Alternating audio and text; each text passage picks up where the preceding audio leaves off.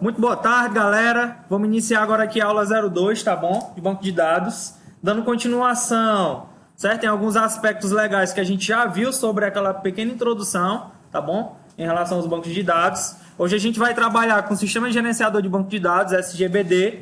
Já foi citado na aula passada algumas funcionalidades desse cara, tá bom? É interessante que a gente abra o caderninho, acompanhe, certo? Grifando alguns aspectos que já foi abordado, que são essas palavras que se repetem, né, constantemente.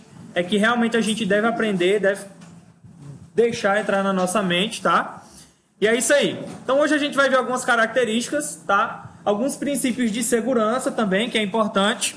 E inclusive, eu vou trazer alguns aspectos legais em relação à segurança da informação e à segurança aí, tá bom? Do SGBD. Beleza? Ok? Então, é isso aí.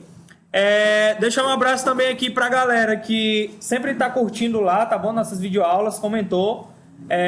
Se eu não me engano foi o João Pedro, né, que comentou, mandou um abraço lá.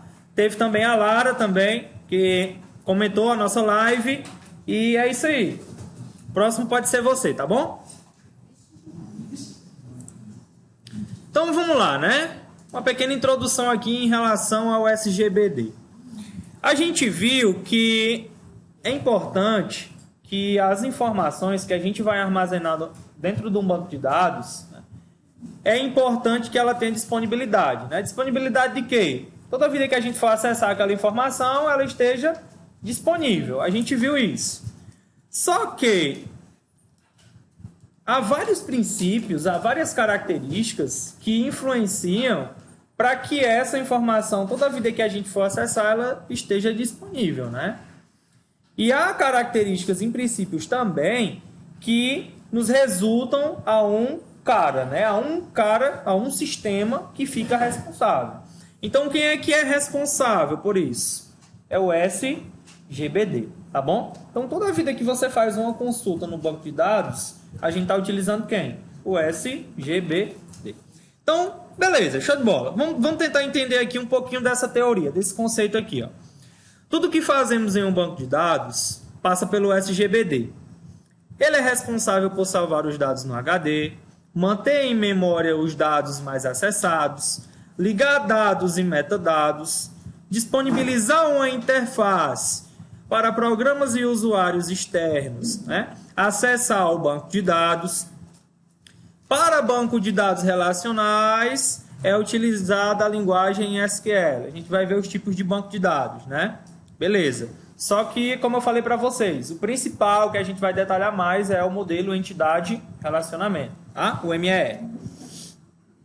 Encriptar dados, controlar o acesso à informação, manter cópias dos dados para a recuperação de uma possível falha, garantir transações no banco de dados, enfim, sem o SGBD o banco de dados não funciona.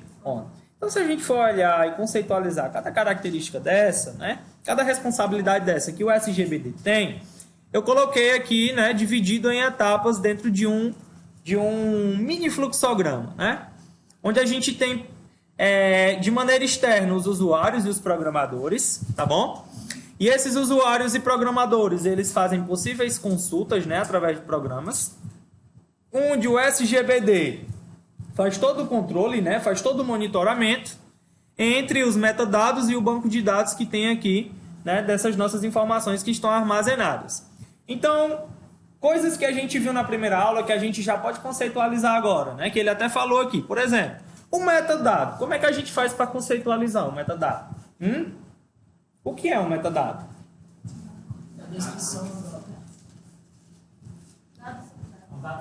São dados sobre dados, né?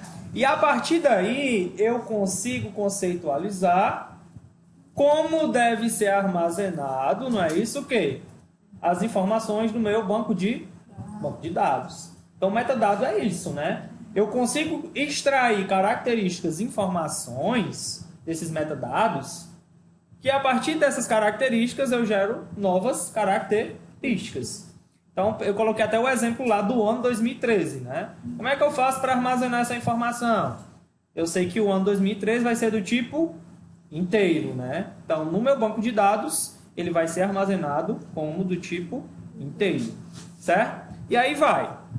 Então, o SGBD ele faz esse controle, né? E esse gerenciamento dessas informações.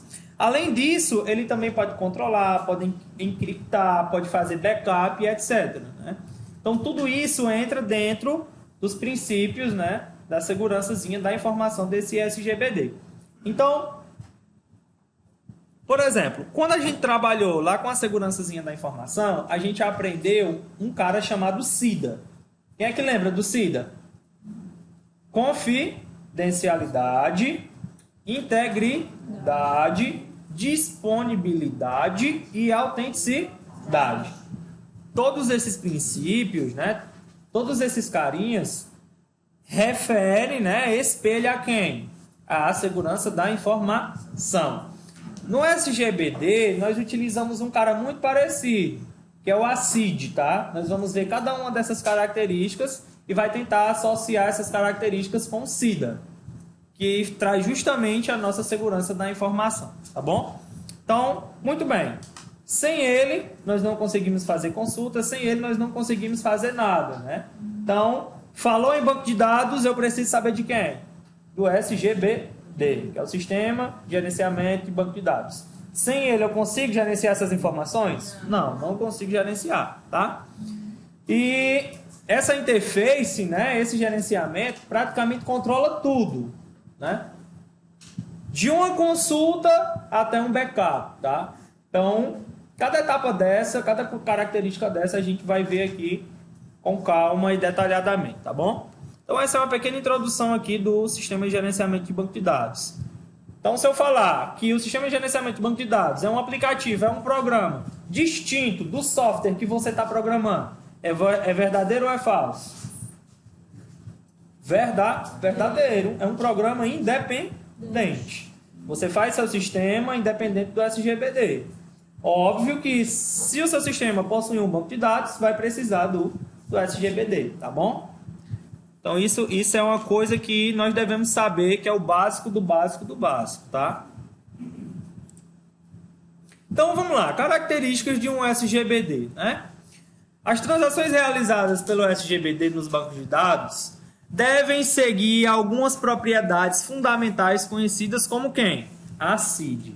Terceira questão, letra A. Anota aí. Atomicidade, consistência, isolamento e durabilidade, beleza? Então vamos ver aqui o nosso primeiro item aqui, atomicidade, né? O que é que ele traz pra gente? Perfeito. Ele fala que a atomicidade é a capacidade de uma transação ter todas as suas operações executadas ou nenhuma delas. Ou seja, com ele é no preto e no branco, né? Ou é ou não é. É tudo ou nada. Caso a transação não aconteça totalmente, o banco de dados executa um rollback, ou seja, ele volta para o último estado íntegro, o último estado que estava funcionando, certo? Caso todas as transações aconteçam, é executado quem? Um commit. É como se fosse tudo deu certo, tudo finalizou, tudo foi realizado. Então, isso é um resultado que traz através de quem? Da atomicidade, né? Então, vamos colocar um exemplo na prática para a gente tentar entender isso aqui. Certa vez, eu fui realizar um saque lá no Banco do Bradesco, certo? E fiz todas as operações, certinho, digitei a senha, digitei o valor e ele apareceu a tela contando as notas, né? Começou a contar e fez uma recontagem de notas e disse saque não realizado, né? Então, o que foi que aconteceu aí? Eu fiz todas as operações, mas eu não retirei o dinheiro. O saque não foi finalizado. Então, o que foi que aconteceu? Um rollback. Ele voltou para o último estado inicial. Deu algum problema? Deu um problema na contagem das notas. O saque foi realizado? Ele pode debitar o dinheiro da minha conta? Não. Por quê? Porque eu não tirei o dinheiro, eu não tirei as notas. Então, quando acontece esse tipo de problema, ele faz o quê? Um rollback. Ou é tudo ou é ou é nada.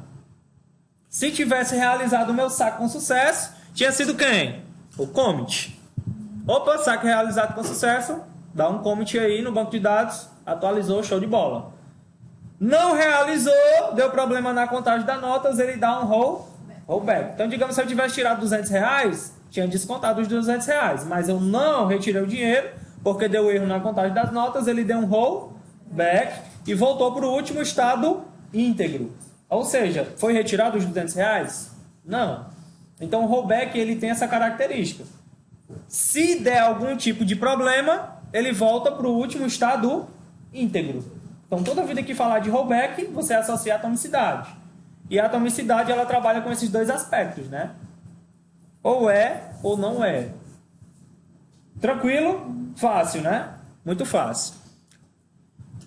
Então, muito bem. Essa é a primeira propriedade, a atomicidade do ACID, tá? Vamos lá. Segunda propriedade, né? A consistência. Então, o que é que ela diz aqui pra gente? A execução de uma transição deve levar o banco de dados de um estado consistente a outro estado consistente. O que é que ele quer dizer com isso, né? O que é que ele quer fazer com isso? Por exemplo, se eu estou realizando meu saque, beleza? E eu fiz lá o saque com sucesso e tal, deu commit. O dinheiro, né, que ficou lá após o saque, vai deixar de existir? Ele pode deixar de existir, pessoal? De jeito nenhum. Então, eu fiz uma alteração? Fiz. Uma retirada de dinheiro, um saque. Então, após essa retirada de dinheiro, ele pode deixar de ser consistente? Não. Ele tem que continuar o quê? Íntegro. Para quê? Para que da próxima vez que eu for realizar o saque, eu puder fazer essa nova operação. Então é aquela coisa, né? Ah, eu utilizei. Da próxima vez que eu for utilizar, tem que estar show de bola, da mesma forma, né? Independente da quantidade que eu utilize, ou atualize, ou qualquer outra coisa do tipo, ele sempre vai ter que estar como? Consistente, disponível, tá? Sempre. Então, independente da atualização, independente de qualquer alteração que eu vá fazer nesse banco de dados, ele sempre vai ter que estar consistente de uma transação para outra. Então, eu realizei um saque, beleza? Na próxima semana que eu quiser realizar um saque novamente, ele tem que estar consistente, perfeitamente, né? Independente das atualizações, tá? Perfeito. Independente também se eu realizar um saque ou não, né? Ele sempre vai ter que estar o quê? Disponível na hora que eu quiser utilizar lá, tá? Perfeito? Então essa aqui é uma das características. Próxima característica, isolamento, né? A propriedade de isolamento garante que a transação não será interferida por nenhuma outra transação concorrente. Como é que eu posso conceitualizar, né, o isolamento? Como é que eu posso dar um exemplo de isolamento, né? Vamos colocar aqui uma coisa que vocês utilizam todo dia. O Facebook, por exemplo. Quando você está fazendo, né, uma consulta lá, né? Vamos pegar um cabo sem vergonha aí. Pode ser o Clisma. Vou pesquisar aquela meninazinha lá do Barro Alto. Aí, botou aqui, fulana de tal do Barro Alto. Ele está fazendo uma consulta aonde, pessoal? No banco de dados. Concorda comigo? Né? No caso de Melissa, cadê aquele fulanozinho lá de Caipu? Aí bota, né? Fulano de Caipu. A Melissa está fazendo o quê, pessoal? Exatamente. Por exemplo, o Vinícius está consultando um filme novo. Triplo X. X-Men. Está fazendo o quê, pessoal? Uma consulta, né? Geralmente de madrugada. Enfim, o que acontece? Tudo isso a gente está fazendo consulta ao mesmo tempo no mesmo banco de dados. Quando essas transações, né, essas consultas estão sendo feitas ao mesmo tempo, elas podem, né, se colidir? Não, de jeito nenhum. Elas têm que ser o quê? Isoladas. Independentemente, né, de que elas estejam sendo feitas ao mesmo tempo. Por isso que tem que existir quem, pessoal? O isolamento. Na hora que o Clisman está fazendo a pesquisa, né, a Melissa está fazendo a pesquisa dela, e o Vinícius também está fazendo a pesquisa dele, está tendo acesso no mesmo banco de dados. E essas transações, elas podem, né, se interferir entre elas? Não. Né? Por exemplo, se não existisse isolamento, o Clisman ia pesquisar, né, sobre a menina lá do Barro Alto, aí ia aparecer a menina do Barro Alto na pesquisa da Melissa. Aí Melissa, oxente, era um menino de Caipu, mano. Tá errado isso aqui. Aí na pesquisa do Clisman, em vez de aparecer a menina de Barro Alto, ia aparecer o triplo X do Vinícius lá na pesquisa do Clisman, né? Ia dar bom? Ia dar ruim, né? Então o que acontece? Existe o isolamento dessa informação. Então essas pesquisas são feitas ao mesmo tempo, mas só que de forma isolada. Certo? Fácil? Muito fácil, né? Perfeito. Durabilidade, a próxima característica, né? Propriedade de durabilidade garante que o que foi salvo não será mais perdido. Importantíssimo, né? Importantíssimo. Terceira questão, letra A. Um exemplo aqui, viu? Digamos que o nosso amigo David, né? Ele anda com uma ruma de pendrive no bolso e tal, aí salvou um programa aí no pendrive dele, né? Então, digamos se ele utilizasse um SGBD, esse pendrive dele aí, o SGBD ia garantir o quê? A durabilidade. Perfeito. Então, eu não estou, até agora não disse nada. Mas digamos que o David, né, deixou o pendrive dele conectado lá no computador lá do laboratório, né? Aí chegou, né, outra pessoa e deixou, né? Deixou não, adulterou esses arquivos dele, né? Digamos que tinha um programa, ele apagou a metade do programa lá e beleza, tudo bem. Até aí ele deixou o pendrive lá e quando o David voltou, o que é que deixou de acontecer aí dessas características? Durabilidade, consistência. O que é que vocês acham? O programa continua lá, só que só é uma parte desse programa. O que foi que deixou de existir? A durabilidade. Ou seja, o que ele tinha salvo lá deixou de existir. Mas o SGBD, ele garante que o que foi salvo não será mais perdido. Então, existem critérios de segurança do SGBD que um deles é a permissão, né, de acesso. É todo mundo que pode acessar aquelas informações? Não. Então, se o SGBD tivesse funcionando no pendrive aí do David, tinha dado problema ou não? Ele tinha permitido apagar o programa? Não, não tinha permitido. Mas tinha dado outro problema, né? Acaba tinha carregado o pendrive, né? Ah, não vou apagar não, pois peraí. Pendrive no bolso, aí já era, né? Muito bem, adeus. Ok, tranquilo. Atomicidade, vamos lembrar. Tem o rollback, que volta para o estado anterior. E se deu tudo certo, commit. Consistência, leva de um estado para o outro, né? Com a mesma integridade. Isolamento, independente da quantidade de transações que existam, né, no banco de dados, ele vai manter tudo no seu quadrado, né? E durabilidade, se foi salvo, ele garante que aquilo ali nunca mais, né, vai o quê? Vai ser perdido, né? Muito bem, perfeito. Essas são as características do SGBD, beleza? Agora, a gente vai ver como é que funciona, né, a gerência dessas transações. A gente precisa saber. A gente viu as características de maneira geral. Agora a gente vai ver como é que funciona essa gerência, né? Então aí vem mais coisa, tá? Além da gerência de transações do SGBD, ele possui algumas características que permitem controlar e acompanhar melhor os dados armazenados, né? Ou seja, as características básicas de um SGBD. Então, a primeira coisa aqui que eu trago para a gente é o controle de redundância, tá? Perfeito. Então, vamos tentar entender aqui o conceito que ele está dizendo para a gente. A redundância consiste no armazenamento de uma mesma informação em locais diferentes, provocando o quê? Inconsistências. Se uma mesma informação estiver armazenada em mais de um lugar, pode acontecer de você atualizar em um lugar e esquecer de atualizar no outro, ficando o banco de dados o quê?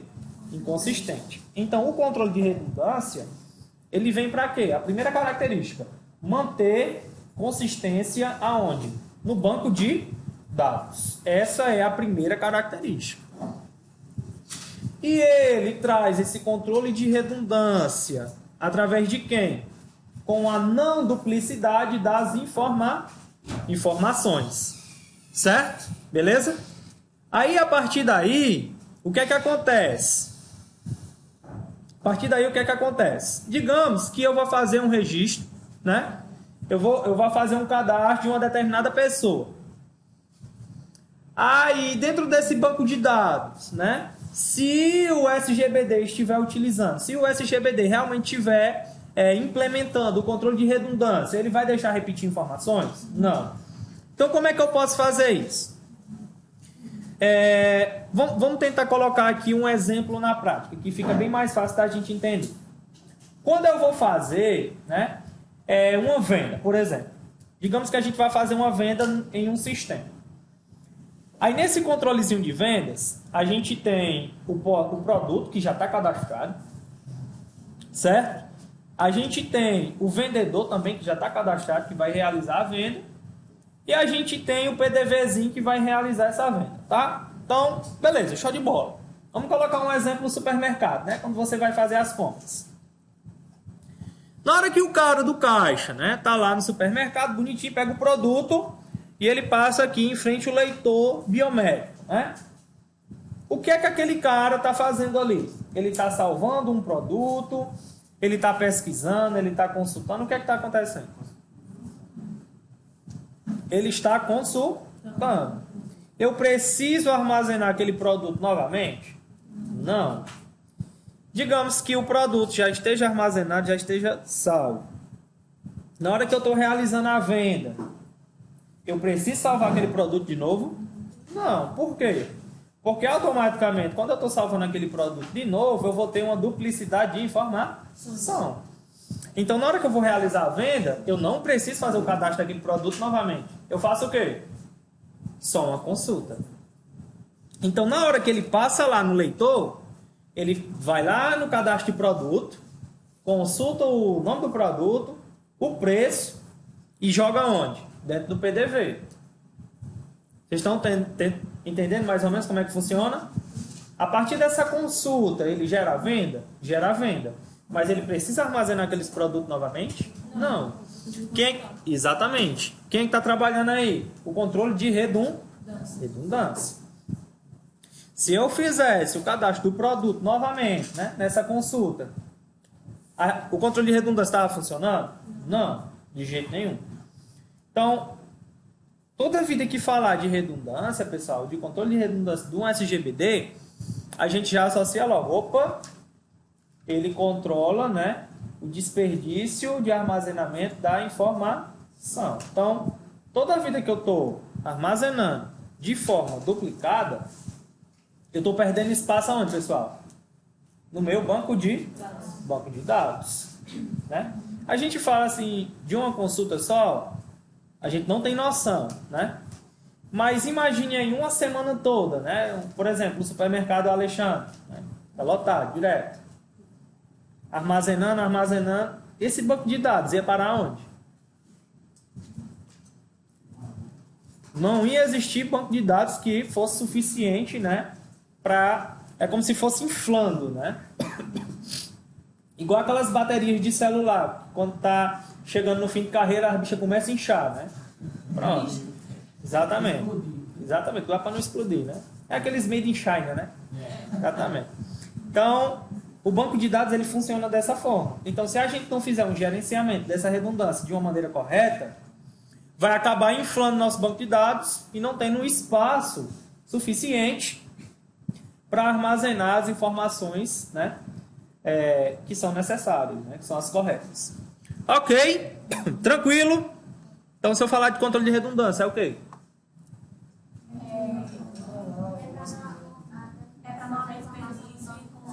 Exatamente. Evita o desperdício de memória, né, do banco de dados e vai deixar o banco de dados o quê? Consistente. Tá bom? Perfeito. Agora a gente vai para o controle de concorrência, né? Olha aí que coisa legal. Concorrência a gente lembra logo de quê? Concorrência. Oxente, administração é preocupante, viu? Não vamos pensar nessa disputa. Vamos pensar na disputa saudável, né? Vai pro ar. Ninguém ouviu nada, ninguém disse nada, tá? Perfeito. Controle de concorrência, né? O SGBD permite que duas ou mais pessoas acessem a mesma base de dados ao mesmo tempo. E o sistema deve controlar para que um acesso não interfira no outro. A gente viu uma característica, o isolamento. Um sistema de compras web, por exemplo, várias pessoas podem realizar uma compra ao mesmo tempo. E o próprio SGBD controla para que os dados de todas as compras sejam gravados corretamente.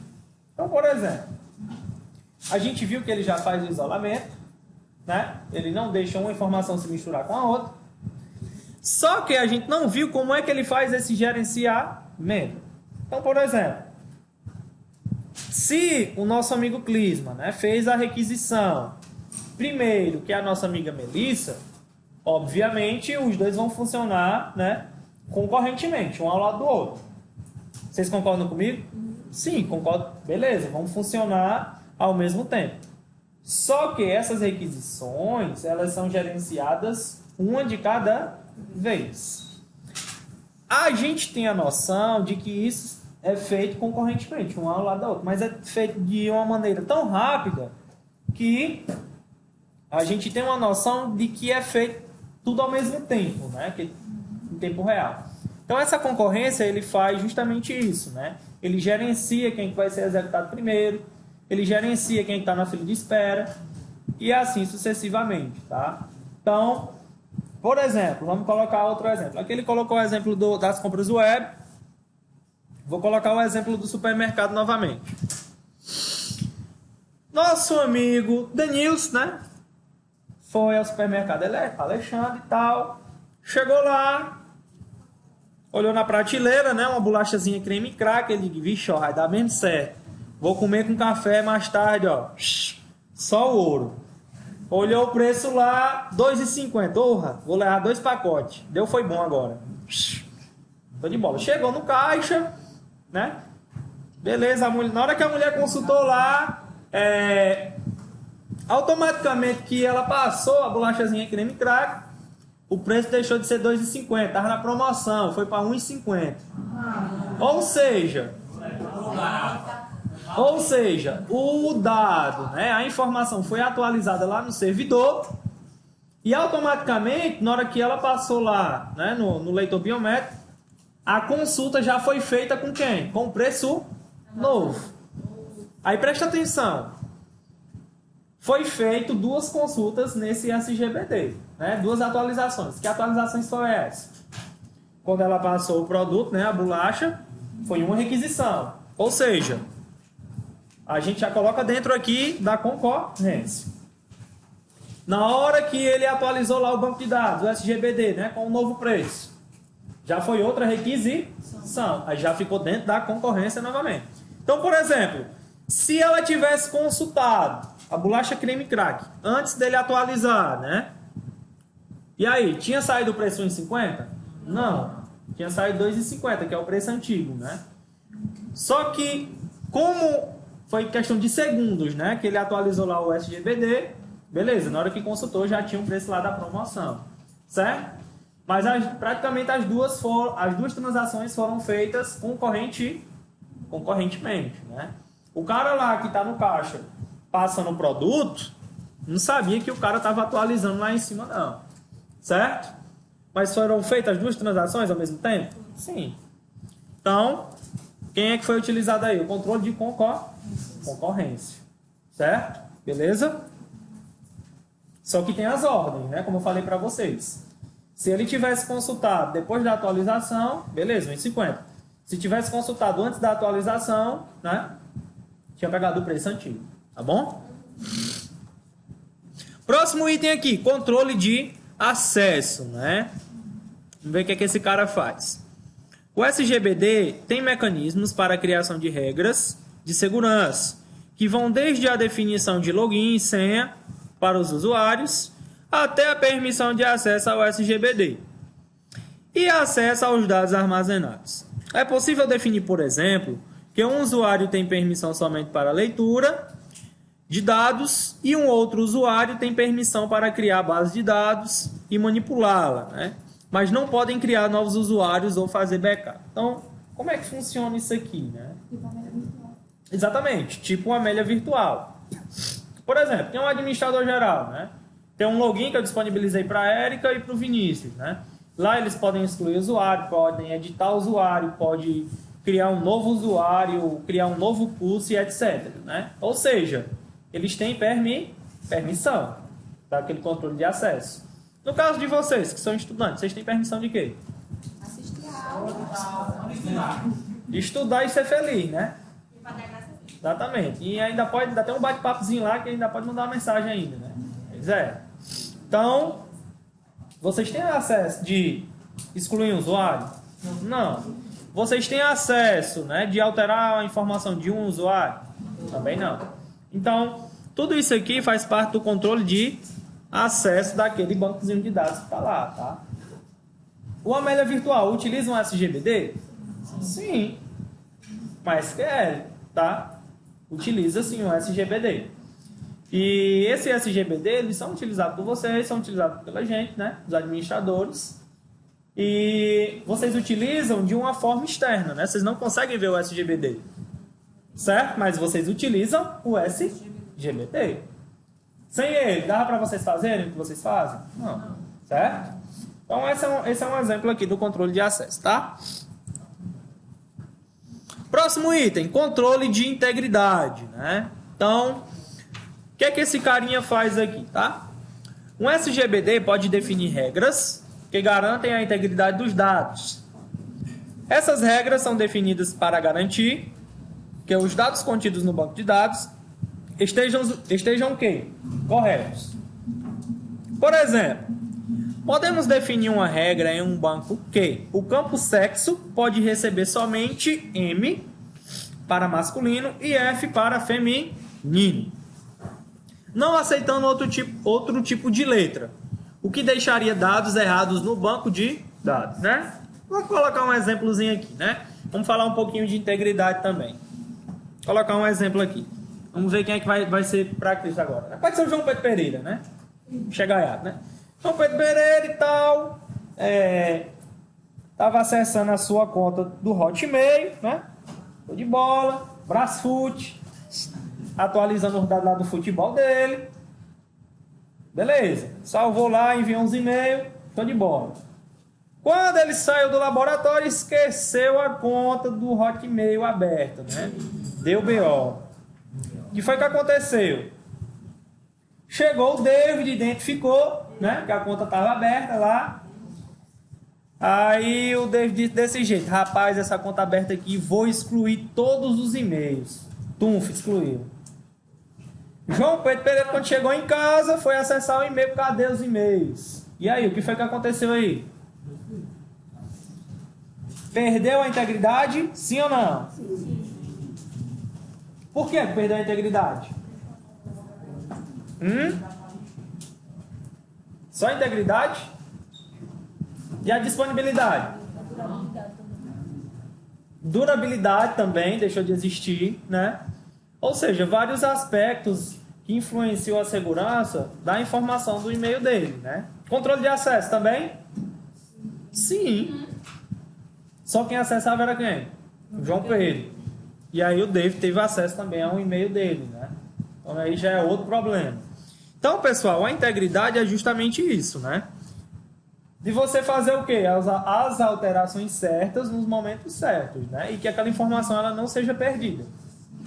Outro ponto importante também é o quê? Por exemplo, eu acho que vocês... toda vida que vai fazer um cadastro, né? Eu acho que é uma chatice digitar, né? Ou o número de telefone, ou de celular, até CPF, que tem aquela máscara, né? Você já prestou atenção? Aqueles caracteres que tem tipo que auto-preencher. E se você colocar uma letra errada ou um número errado, ele não preenche de jeito nenhum, né? Tem que voltar o cadastro tudo de novo, que ela não atualiza. Aquilo ali é um princípio de quem? De integridade também. Para que ele só deixe armazenar se aquela informação do CPF e RG esteja o quê? Correta, íntegra. Você tem outro número de RG? Você tem outro número de CPF? Não, ele é um. Então, aquele número ele tem que ser armazenado da maneira correta. Tá bom? Controle de integridade. E o backup, todo mundo já sabe, né? O que é que ele faz? Vamos ver aqui, né? Apresenta facilidade para recuperar falhas de hardware e software, através da existência de um arquivo de pré-imagem, né? Ou de outros recursos automáticos, exigindo minimamente a intervenção de pessoal técnico, né? Então, o SGBD, pessoal, ele trabalha justamente nesse aspecto, né? Para que ele não precise de uma pessoa humana para sempre estar fazendo manutenção. Então, esse backup aqui, ele é como se fosse um exemplo, né? Um backup em nuvem.